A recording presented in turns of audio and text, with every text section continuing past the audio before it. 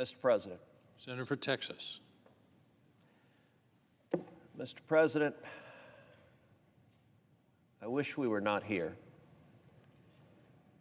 facing these issues yet again. In recent days, our nation has seen yet another horrific school shooting. In September of last year, I stood on the Senate floor and tried to pass legislation to stop these school shootings. There have been too damn many of them. I've been there on the ground at too damn many of them. Santa Fe High School in Texas, about 45 minutes away from my house. The morning of that shooting, I got the call within minutes of the shooting. I was down on campus just over an hour after it occurred.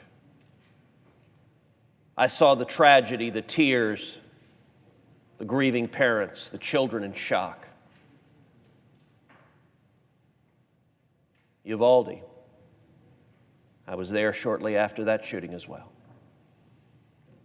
The horror, the mayhem. Too many of our children have been murdered by deranged lunatics. Mr. President, when you and I were kids, this wasn't a thing. When you went to school, when I went to school, there wasn't a single day that I woke up going to school worried that some idiot, some sociopath was going to shoot up the school. You might worry about getting punched at recess, but this didn't happen 30, 40, 50 years ago. Now it is a brutal reality over and over again. There are lots of causes that we could debate for a long time. Causes in our culture, causes of disconnected, emotionally disturbed young men who want to become famous. I think Columbine may have started this whole tragic cycle where an angry young person seeks to lash out by murdering little kids. With respect to becoming famous, one rule I try to follow is that I will never say the names of these mass murderers. If they want to be well known, I hope everyone in elected office, I'd like everyone in the news media to follow that rule as well. They deserve to be forgotten in utter obscurity. But we also have an obligation to stop this. Every time there's a mass murder, there's a pattern that plays out. Number one, there's an expression of grief, of love for the community. There are millions of us who lift the community up in prayer. Inevitably, that produces a response from the political left, where they scream in unison, thoughts and prayers aren't enough. I'll tell you, Mr. President, I believe in the power of prayer. And I will continue praying for communities that are hurting, whether from a natural disaster or a horrific crime or anything else. But I agree with the sentiment. Thoughts and prayers are not enough. That is exactly right.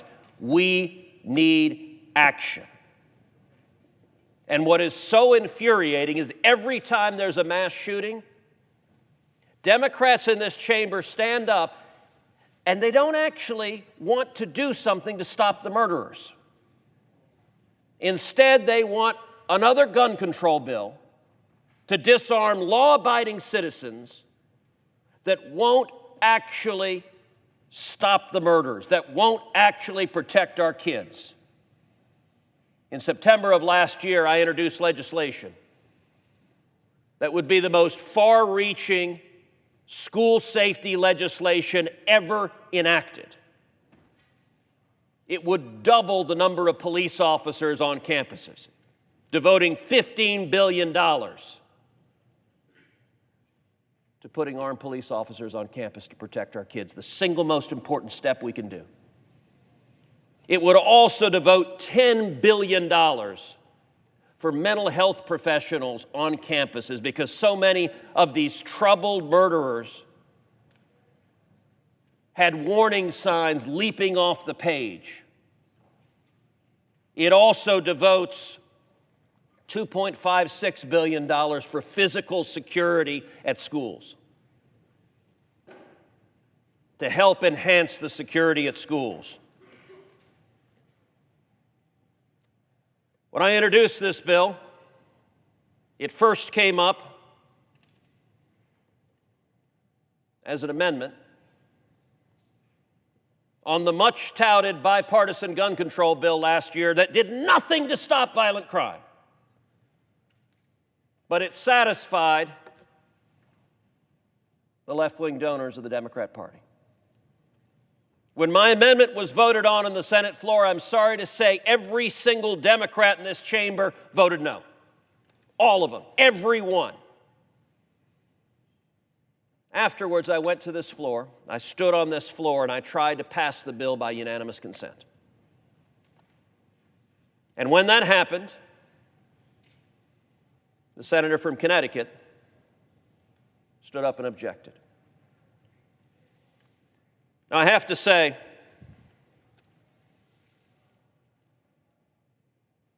leading up to that unanimous consent request, numerous reporters had asked me in the hallway, why are the Democrats objecting to this?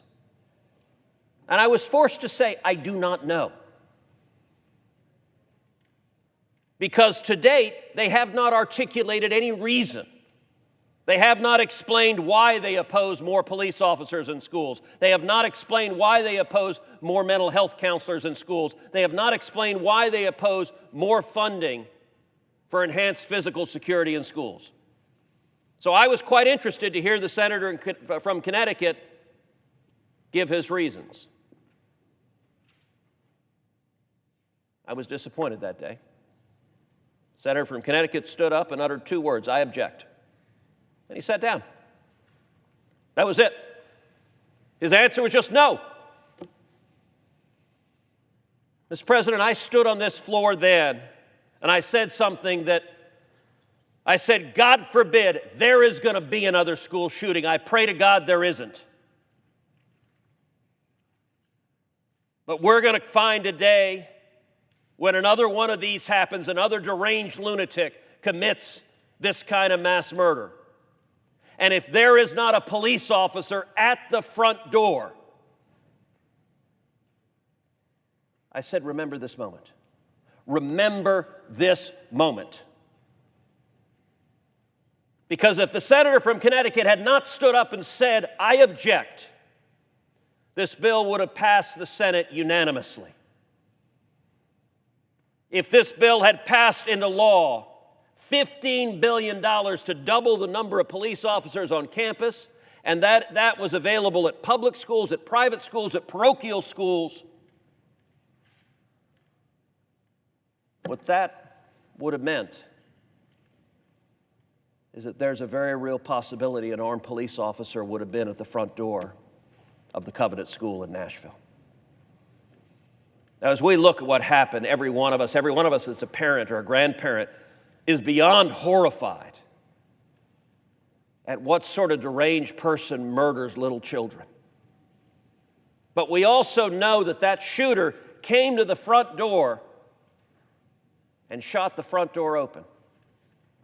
If this bill had passed, funding for school security, that front door could have been made more secure, so the shooter couldn't have blasted in. But even more importantly, look, many of us have watched the body cam footage. It's horrific, it's deeply disturbing, but I'll tell you, it's also awe-inspiring. You saw the Nashville police officers arrive on campus about 15 minutes after the shooting began. They enter the campus, they're scared, they don't know what's going on, but they're looking for the shooter. They're wearing bulletproof vests, they're searching for the shooter, they're going up the stairs. and they hear the sound of gunshots, and the police officers do what police officers should do. They head towards the shots. They risk their lives, and they encounter the shooter and shoot the shooter dead. The heroism of those officers saved lives that day. If this bill had passed, those officers might not have been 15 minutes away. They might have been standing at the front door. The purpose of this bill was to have those officers at the front door so that when the deranged shooter showed up and tried to shoot in the door, the officers could stop the shooter right there and then, which would have meant that not a single child needed to die.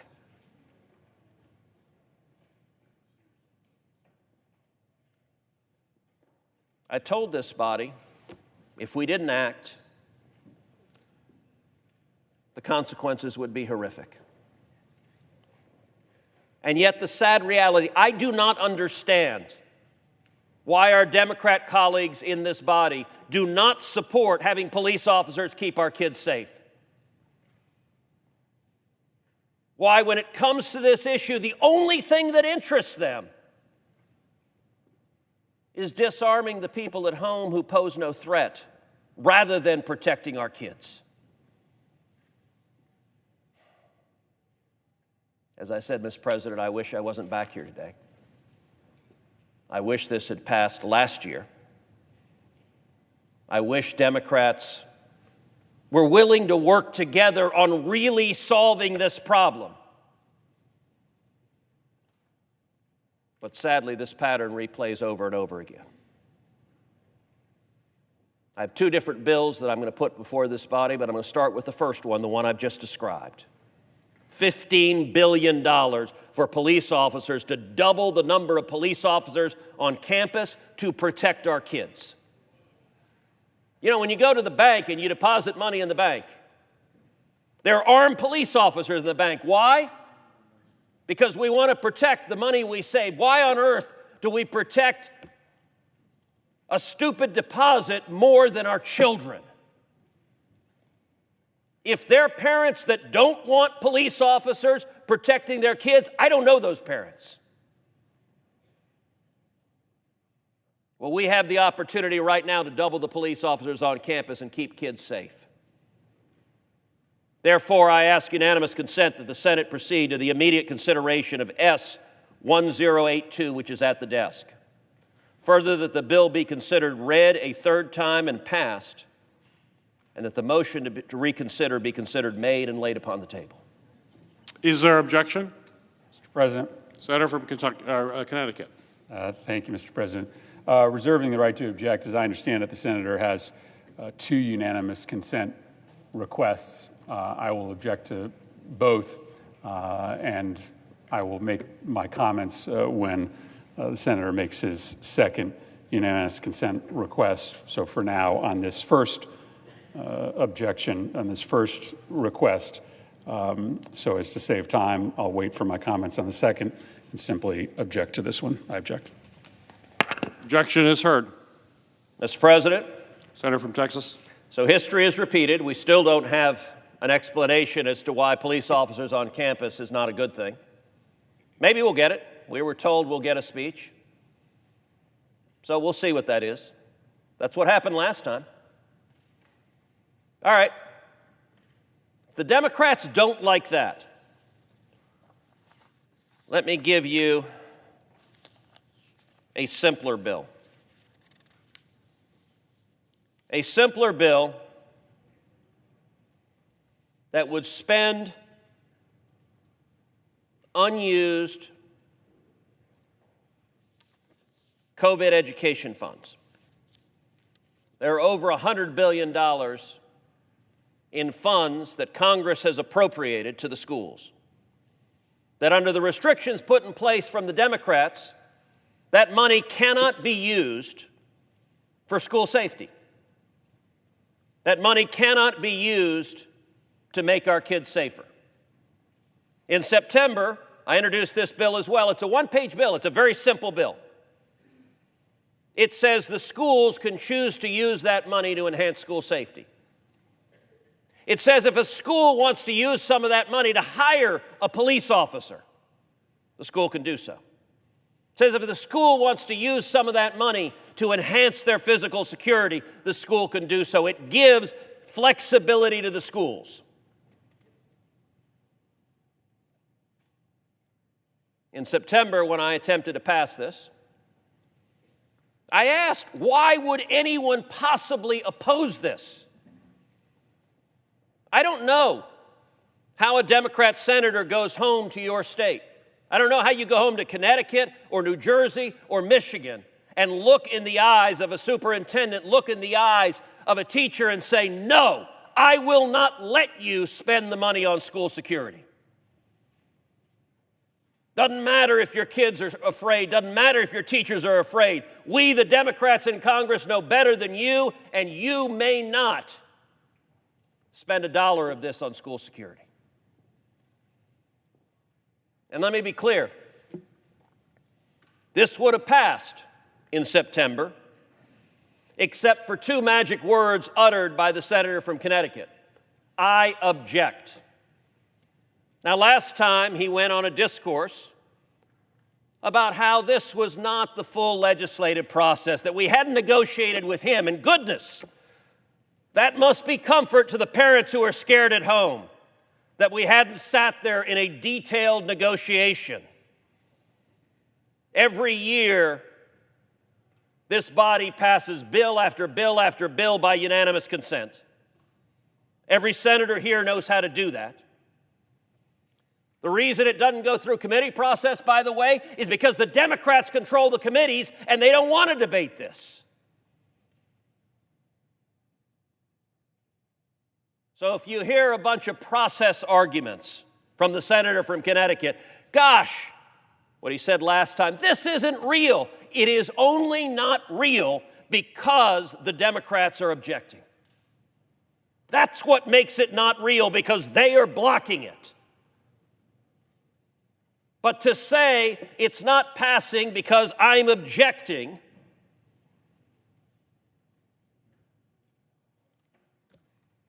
is like the arsonist complaining there's a fire. I ask you in all seriousness, Mr. President, how do you explain to a parent back home? How do you explain to a superintendent? How do you explain to a teacher? There's something wrong with you having the ability to spend this money on school safety. I don't know how to articulate that. I am looking forward to hearing it. We'll see if we do. Therefore, I ask unanimous consent that the Senate proceed to the immediate consideration of S-1081, which is at the desk. Further, that the bill be considered read a third time and passed, and that the motion to reconsider be considered made and laid upon the table. Is there objection?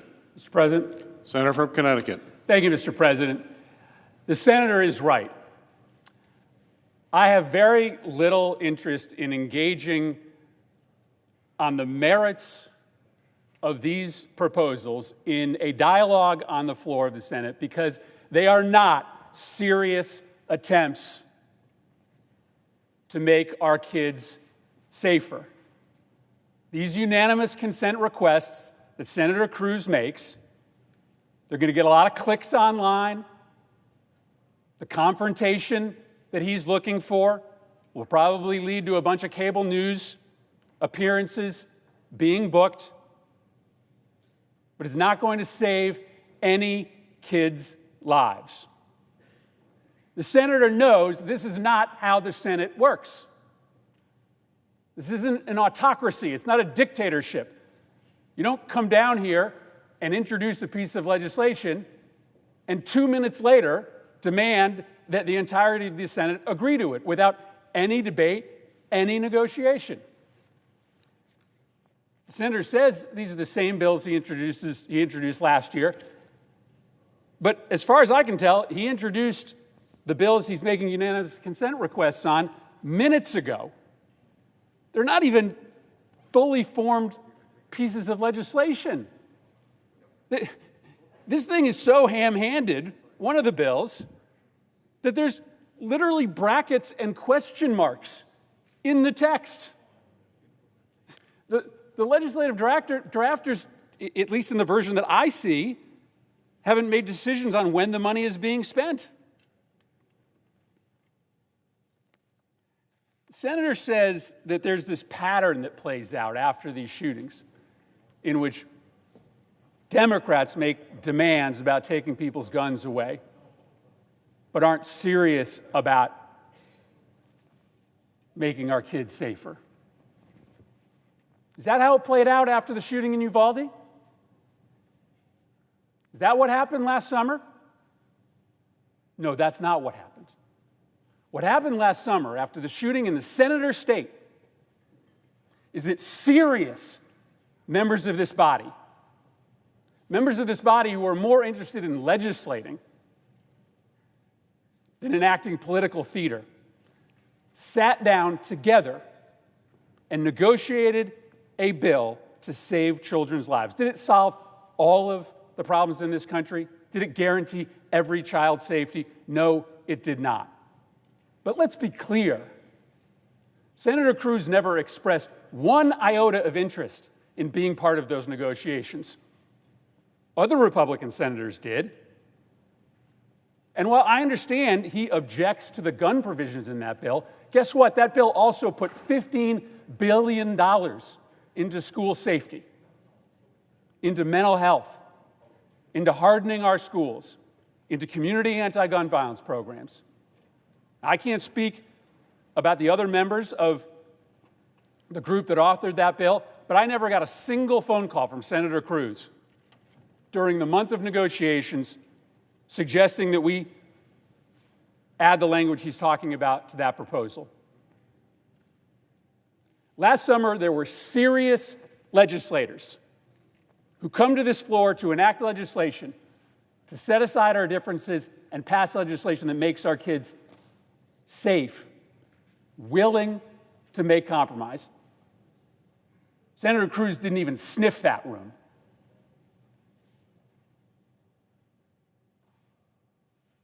He references the unanimous consent request he made later last year that I objected to. I think I suggested then, as I suggest now, that the result of that unanimous consent request was to create political theater and book cable news hits. The result was not going to be a piece of legislation being enacted.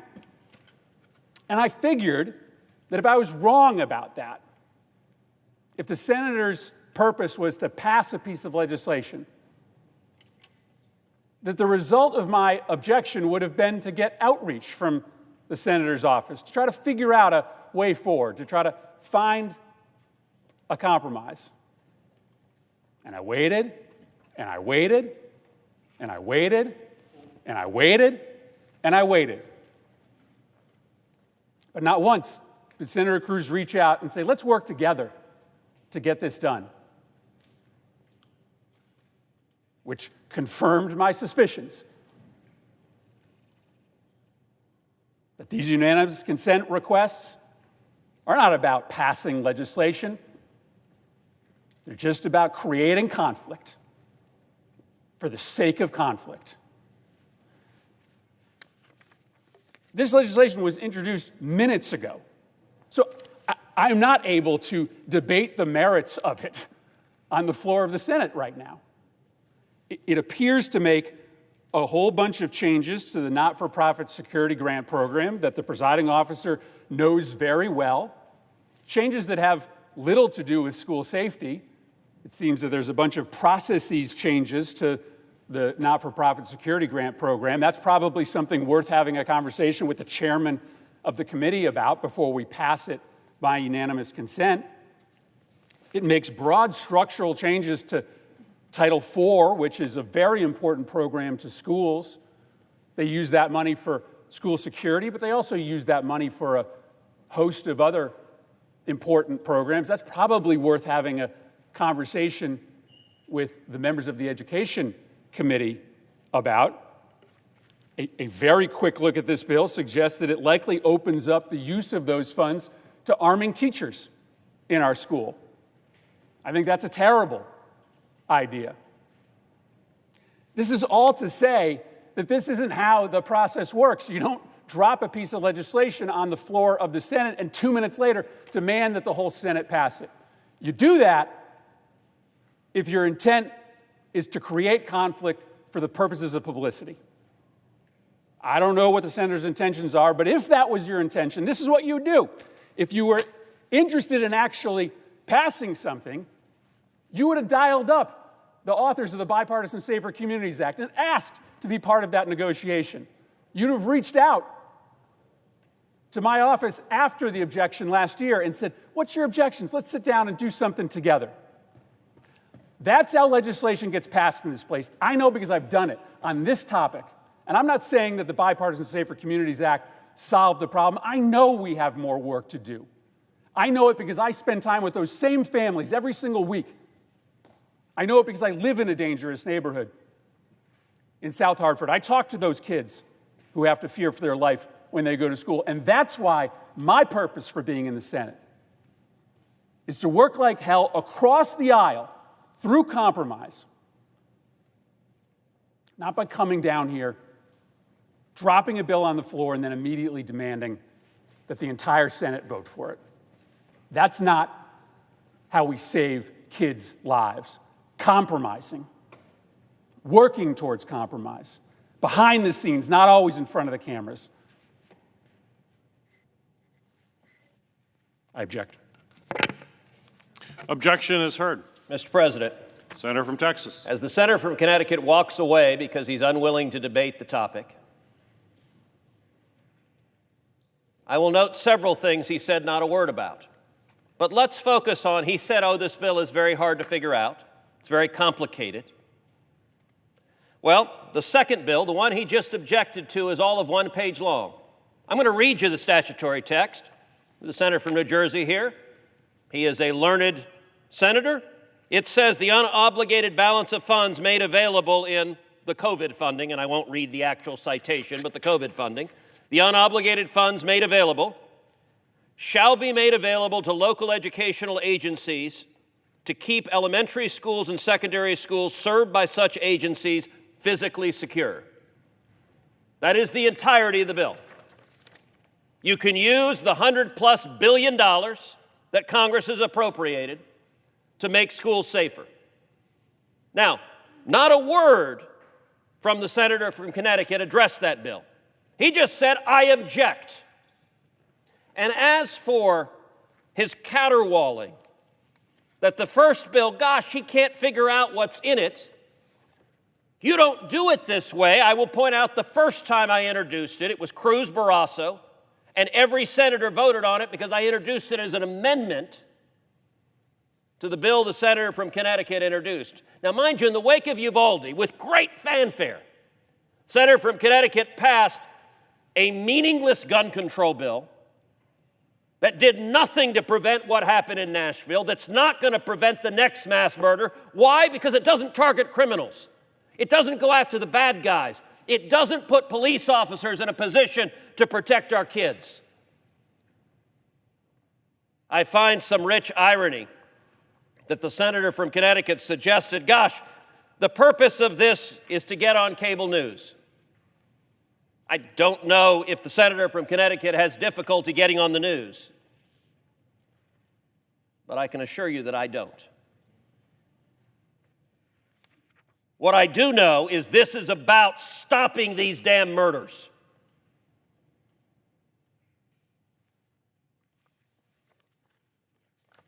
The senator from Connecticut suggests this is about conflict with him. I can assure him very few people outside of Connecticut have any awareness of what he says. Why is that? Well, for one thing, when we did this last time, there were 0 reporters in the gallery. Now there are 2. The corporate media doesn't report on this. If you turn on cable news, they won't tell you that the reason there wasn't a police officer at the Covenant School is because every Democrat in the Senate voted against it.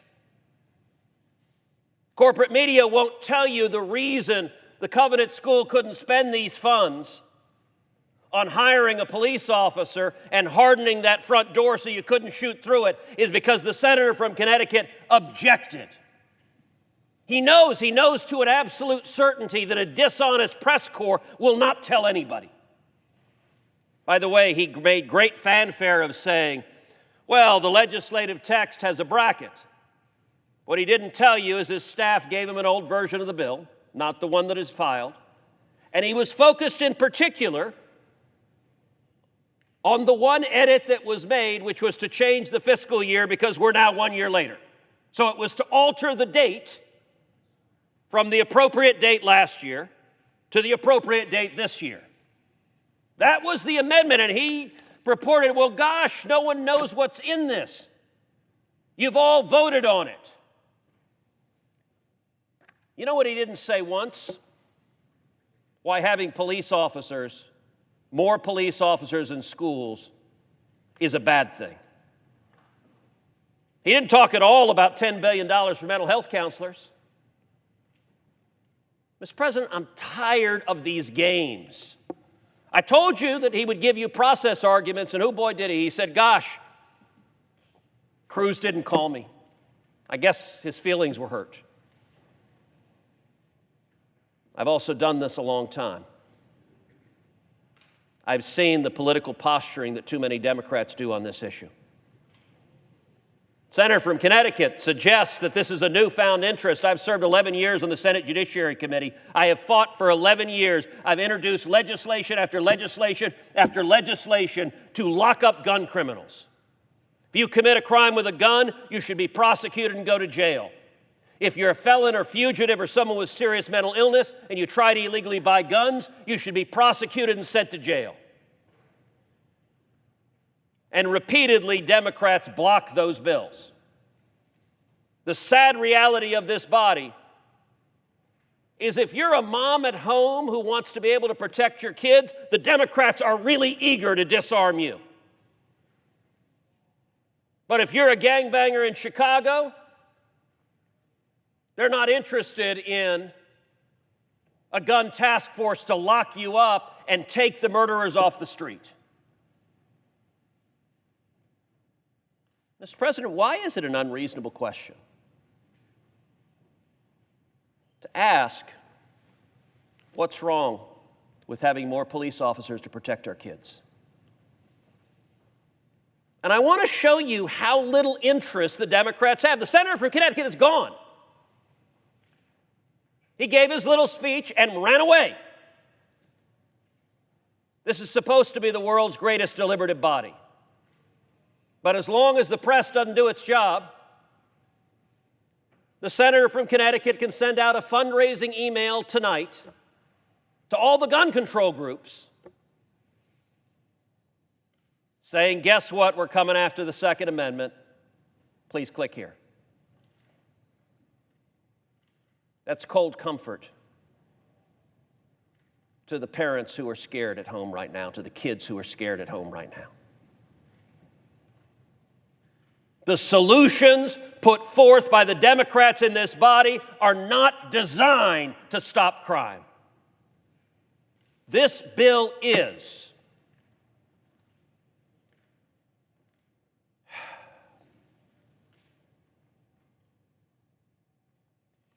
You know, for a long time,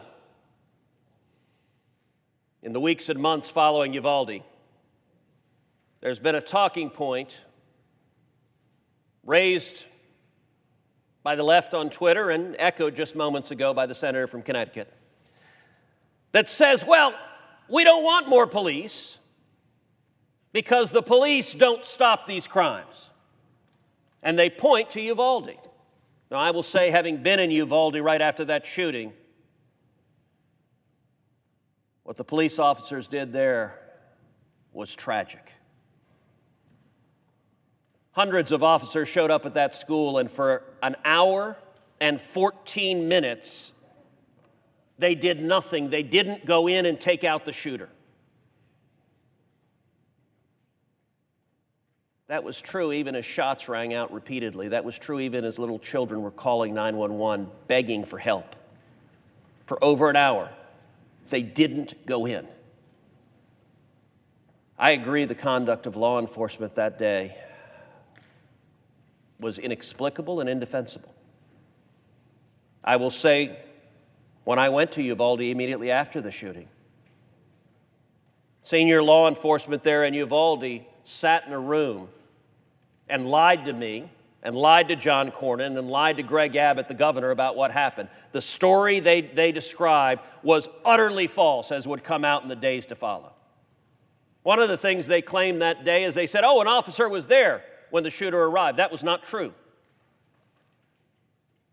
You want to know why having an officer there matters? Watch the body cam footage. In Nashville, those heroic officers who heard the sounds of gunshots and ran towards them, risking their lives. There are children who are, thank God, alive because of the heroism of those officers. Is it too much to ask how things would have been different if the officers could have been at the front door to begin with? They could have been. If not for Senate Democrats. Now, the senator from Connecticut said, gosh, he hasn't had time to read this bill that he's voted on before, that he's objected to before, but, you know, it really did make his head hurt to have to read this legislative language. Well, I tell you what, we're getting ready to go on a two-week recess. When we come back, we can do this again. Senator from Connecticut can take 2 weeks to read the bill. It's not complicated. And then I look forward to the senator from Connecticut telling me why, on behalf of the Democrat Party, he thinks having police officers on school campuses is a bad idea. And by the way, I would note, even though it's just the senator from Connecticut objecting, every Democrat in this body voted against this bill, and not a single Democrat has come to the floor to say they disagree with what the senator from Connecticut is doing. When he stands up and does this objection, he's doing it on behalf of the whole Democrat Party. I'll make an invitation to any one of you. If there is a Democrat member in this body that actually believes that having police officers protect our kids would be a good thing, that actually believes having mental health counselors in our schools would be a good thing, that actually believes that providing funding to enhance physical security in schools would be a good thing, then come join me. I don't have a whole lot of optimism that's going to happen. But if it doesn't, this is all going to happen again. The bill passed last fall. Nobody thinks it is going to do anything to stop mass murders. Wasn't designed to do that. Was designed to assuage gun control activists. If you want to stop mass murders, go after the murderers. If you want to stop mass murders, protect our kids. We can do this. But to do it, we've got to have someone from the Democrat Party willing to stand up and say, let's actually get it done. Right now, today, the answer from Democrats is thoughts and prayers. I agree, thoughts and prayers are not enough. How about action? And by the way, they do want action. They'd be happy to confiscate all the law-abiding citizens' firearms, which doesn't work and wouldn't have kept anyone safe. How about action to keep our kids safe?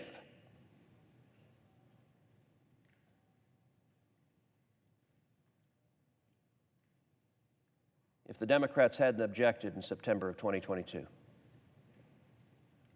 this horrific murder in Nashville could have been prevented. It should have been prevented. And we have a responsibility to do everything we can to prevent the next one.